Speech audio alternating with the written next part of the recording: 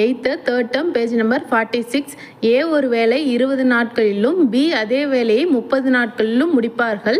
இருவரும் சேர்ந்து அந்த வேலையை எத்தனை நாட்களில் முடிப்பார் அப்படின்னு சொல்கிறாங்க.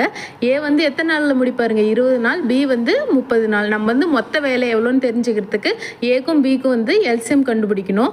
20, 30க்கு வந்து நம்ம எல்சிஎம் கண்டுபிடிக்கணும்.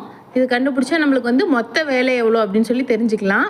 இது 2ஆல் டிவைட் பண்ணால் 20 வந்து 2ஆல் டிவைட் பண்ணால் 10, இது வந்து 15. அடுத்து வந்து 5ஆல் டிவைட் பண்ணலாம் 2, 3. இதை வந்து நம்ம எல்லாம் மல்டிப்ளை பண்ணோன்னா 2 × 5 × 2 × 3 இது வந்து 60. நம்மளுக்கு மொத்த வேலை வந்து 20. இப்போ வந்து ஏ வந்து ஒரு நாளில் எவ்வளோ வேலை செஞ்சுருப்பார் அப்படின்னு பார்த்தோம்னா மொத்த வேலையிலேருந்து ஏ செஞ்ச வேலை 20 நம்ம கேன்சல் பண்ணால் ஏ வந்து ஒரு நாளில் செஞ்ச வேலை நம்மளுக்கு தெரிஞ்சிடும். ஏ வந்து ஒரு நாளில் 3 வேலை செஞ்சுருக்கு. அதே மாதிரி பி வந்து மொத்த வேலை 60, பி வந்து 30 நாட்கள் செஞ்சுருக்காரு இல்லைங்களா? இது கேன்சல் பண்ணால் 2 வருது. அப்போ பியோட ஒரு நாள் வேலை வந்து 2.